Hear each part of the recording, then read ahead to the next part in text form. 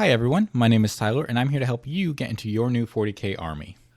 40k as a hobby can be very expensive to get into, but my goal with this series is to help you get a full army going without having to break the bank. Before we dive into the list, let's talk about some basic rules that we're going to be using for the list building process here. Our first goal is going to be to keep it affordable and utilize box deals. For everything that we're going to be looking at today, we're going to be looking at it from an MSRP value from Games Workshop themselves. Now, I don't recommend buying everything MSRP from Games Workshop. Often, local hobby stores, eBay, Amazon, things of that nature will have much better deals for the kits that I'm about to show you. Our second goal is that we're going to be making the list in steps, starting at 500 points and working our way up to 1,000 points, 1,500 points, and 2,000 points. Our third rule is we're going to be avoiding Forge World and Finecast. Many Forge World models are often very pricey for the points that they provide you on the table, and the resin used can be hard to work with, especially for beginners. As far as Finecast goes, I just don't think that they're quite as high quality as the plastic models that you can get otherwise. Our fourth goal is to aim to make lists with decent competitive viability. We're going to be trying to make lists that can do well at casual tournaments, in your games with friends, or maybe even get you some wins at major tournaments. Our fifth and final rule is the most important one. Just because I don't mention a model in my list, it doesn't mean that it isn't good. The most important thing that you can do is collect models that you think are cool. There's an entire side of the hobby that has nothing to do with playing, and if you don't like the models you're painting and building, you're not going to get the most out of this hobby. Now, let's talk about who the Orks are. The Orks are a race of mushroom people born from spores. They were created as bioweapons specifically built to fight Necrons and Eldar during an old war millions of years ago. Orks are widely regarded in the canon as kind of a comic relief faction for 40k. Important to note, they are not comic relief if you live in the universe with them. They are horrifying. Orks have a very might makes right philosophy. They believe that the best leader is the biggest orc, and if you are not the biggest orc, you are not in charge. Orcs have a strange ability to warp the rules of the universe around their understanding of it. And the best part is that they are too dumb to understand how the universe works.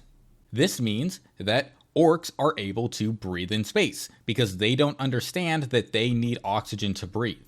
As soon as an orc brings up that they need to wear a helmet to breathe in space, orcs will start suffocating because they will suddenly realize, oh, we can't breathe in space. Orc vehicles are made without engines because orc vehicles will run because orcs think that the vehicles will run. If you were to take it to a mechanic and ask them to see what's wrong with the vehicle would just fall apart as soon as you touched it. Their guns operate the exact same way. They're essentially glorified Legos, except that they will actually shoot bullets if they are held by an orc specifically. And finally, their doctors fix people by removing the heads from a dead orc and putting it on the body of another dead orc, and suddenly that orc is okay. My favorite example of just how absurd orcs are in the canon is there is a very famous orc who somehow time traveled into the past. And because he wanted to get 2 copies of his favorite gun, he went and killed himself in the past so that he could have a second copy of his favorite gun. The last big thing to know about orcs is that they use something called squigs for everything. You can think of squigs as specialized animals that can be bred to do any job that you might ever want to have be done.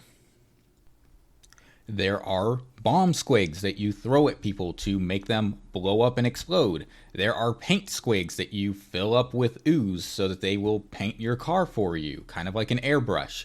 There are flesh eater squigs which will eat flesh. There are hair squigs because orcs cannot grow hair. They have to attach a separate sentient creature to their head like a lamprey so that they can have hair. This is the type of faction that we are talking about when we are talking about them being comedic relief and just silly.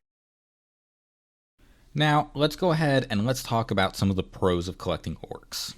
Orcs have some of the silliest and most fun lore in all of 40k. There is just something charming about an orc-focused story. Orcs are fantastic for something called kit bashing, where you take multiple different models from different factions and games and kind of mash them all together. A big part of this is because orcs build their vehicles and weapons out of scrap from other people that they have gone and fought. There's kind of an old saying where every kit is an orc kit.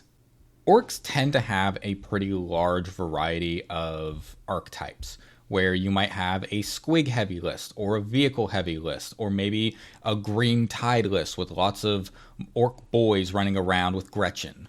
Orcs also have a lot of personality in their models. When you buy an orc kit, they all look like they are having a good time and they are just ready to go kill. Orcs currently have some really great stratagems on the tabletop. They have some of the most ridiculously fun abilities that you can get. A personal favorite of mine being Careen, where if an orc vehicle is going to explode, you get to drive it at the enemy before it blows up. Orcs are almost always going to be a great army in melee. There might be times where they're also great at shooting, but if you're playing orcs, you're expecting to get in there and do some melee. By pure nature of orcs being a horde-based army, there are tons of cheap units, meaning that you have lots of trash throwaway units that you can use to either hold objectives and maybe do some secondaries without it actually taking up a large chunk of your army's power. In every single game that you play as orcs, you get to run up to the table and scream "Wah!" whenever you go and you call the Wah. And potentially the most important thing about playing orcs is Daka. The guns go Daka, Daka, Daka, Daka, Daka. Now, let's talk about some of the cons to collecting orcs, because just like every other army, orcs have some downsides to collecting them. Probably the biggest reason to avoid orcs is they are simply expensive to collect. The average orc unit is going to be less than 2 points per dollar when you go to buy them out of their boxes. Because orcs are also low point value models, that means that you're going to be buying a lot of kits that aren't very cost efficient. Orcs currently also have a lot of older models that are either poorly sized or they might be monopose, meaning that you don't have huge selections to your war gear. This is a big part of why orc kit bashing is so important and why you should be looking at other armies to maybe make certain vehicles for you, or even looking at something like Age of Sigmar to pick up orc models from that game and then convert them into 40k orcs. On top of the general having a lot of older and monopose plastic models, there are a lot of resin and fine cast character models that have just not been converted to plastic yet. Because of the rules that I try to run by every time I make a list, that means that we're going to be skipping out on some really powerful orc characters. Just like with any Xenos faction in 40k, you're going to be lacking a little bit in the consistency with how much lore gets added to the game for your faction. Orcs have a nice little benefit where, because people love their lore so much and because people love orcs, you do get more than many other Xenos factions, but be aware you're not going to be getting multiple books per year like you would if you enjoyed the Imperium or Space Marines. And one of the bigger downsides to orcs is other players are going to have to listen to you screaming "Wah!" every single game if you decide to be that player. But hey, you know what? It can be a lot of fun when you're at a major tournament and you hear 8 different tables screaming "Wah!" all at once. Now let's take a second to talk about the army and detachment rules that orcs currently have. The army rule for orcs right now is Wah! They are going to get an army-wide advance and charge. They're going to get an extra attack on every swing, and it's going to be extra strength. And they're going to have an army-wide 5-up invuln. This means that Wah is going to be your one-turn go button where you are at your peak toughness and your peak outward power. The detachment rule for orcs right now is Get Stuck In, which is if you roll a 6 on your attacks, you get an extra hit. Unfortunately, it only works in melee, which is part of why shooting armies are less successful right now for orcs. Now, before we get into the list building proper, I want to take a quick moment to talk about the Beast Snagga Stampede Orc Christmas box that came out this year. If you like the idea of the list that I am showing you today, go out and pick up this box as soon as you possibly can, because this is a limited print box, which means that once it's gone, it's gone. This box has quite a few characters that we might want in our box. It's got models that we want, and so if you can get your hands on it, even though it's got a pretty steep upfront price, you're going to probably save about $150 by the end of it. Now, with all that out of the way, let's hop into the list building. We're going to be starting off by picking up an Orc Combat Patrol, and that's going to be it to start. Now, I do have to say one thing really quick about this Orc Combat Patrol. Number one, the War Boss in Mega Armor is not going to be able to inherently go with any of the units in the box, as this box was released before characters leading units was something that was designed for 10th edition. Beyond that, the boys models that you get inside of here are going to be monopose models. That means that we're not going to have a ton of options, and you're going to have to proxy some units as other units. It's not going to be able to be fully what you see is what you get, but hopefully, as you're building up your collection from the start, people aren't going to be too much of a pain in the neck about not having all of the correct war gear. The other thing I need to mention is there are currently 2 Orc Boys boxes that you can buy. There is going to be the slightly more expensive 10 model version of Orc Boys and the older 11 model version of Orc Boys. Based on feedback that I have gotten from Orc players, it is not worth it to buy the current new box of Orc Boys. Instead, it's better to go with the older box. Number one, you're going to get more models out of the kits, but number two, the old models aren't monopose, which means that you actually have more options with how you want to build them than you do with the current new box of boys. Moving into the list itself, we're going to be giving the War Boss in Mega Armor the enhancement Headwappa's Kill Choppa so that he can be a much more menacing threat in melee. Additionally, we're going to be making 2 separate 10-man boys units with Power Claw and Slugga for the leader and Choppas and Sluggas for the rest of the boys. As mentioned, these are going to be monopose, so you're just going to be running them as proxies to all be with Choppas and Sluggas. For the vehicles, the Def Dread is going to be equipped with 4 Dread Claws so that we can get the most amount of melee attacks out of it, and the Def Coptas are all going to be equipped with Copta rockets. Moving forward into the 1,000 point list from here, we're going to be picking up 1 box of Mega Knobs so that the Orc War Boss has someone that he can pair up with. We're going to be buying a truck so that we can stick some of our boys in a vehicle to get them up the table faster. And we're finally going to be picking up 2 boxes of Squidhog boys. One of the things that's very important to note about the Squidhog boys and why they are so important to this list is Squidhog boys are very cost efficient for building up your army. They are almost 3 points per dollar when you account for the fact that they also come with a character. Now, as far as the list itself goes, the War Boss in Mega Armor is going to be losing his Headwappa's Kill Choppa, but he's going to be going with the 3 Mega Knobs with Twin Kill Saws. The knobs on Smash Squigs are going to each be leading their own 3-man Squighog Boy unit, but one of the knobs is going to get the Headwappa's Kill Choppa. As mentioned before, one of the 10-man boys units is going to be going into the truck with Wrecking Ball, and the vehicles are going to be staying exactly how they are. Moving into the 1,500 point list, we're going to be picking up 1 box of Mozrog Scrag Bad. We're going to be picking up 1 box of Storm Boys, 1 box of Knobs, 1 box of Gretchen and Runt Herd, and finally 1 War Boss with Attack Squig. Mozrog is going to be running around on his own, being a very good vehicle killing threat, while also being very good at kind of pulling fire from other more fragile models that the orcs might have. The War Boss with Attack Squig is going to be getting the Cunning but Brutal enhancement, and he's going to be going with the unit of Knobs inside of the truck with Wrecking Ball instead of the boys. This is because Knobs are much better at killing more durable targets than boys are. They're also quite a bit more durable thanks to their ability to have -1 to wound if they have a unit leading them, such as that War Boss. The reason that we're giving him Cunning but Brutal specifically is because these knobs are going to be fighting in the middle of the board. We don't want them to get tied up because we want them to be able to potentially fire off some pot shots here or there, make good charges, and really prioritize just how lethal they can be into the correct targets. The knob on Smash a Squig that originally had no enhancement is going to be getting Follow Me Lads so that he can get his Squig Hog team up the board even faster.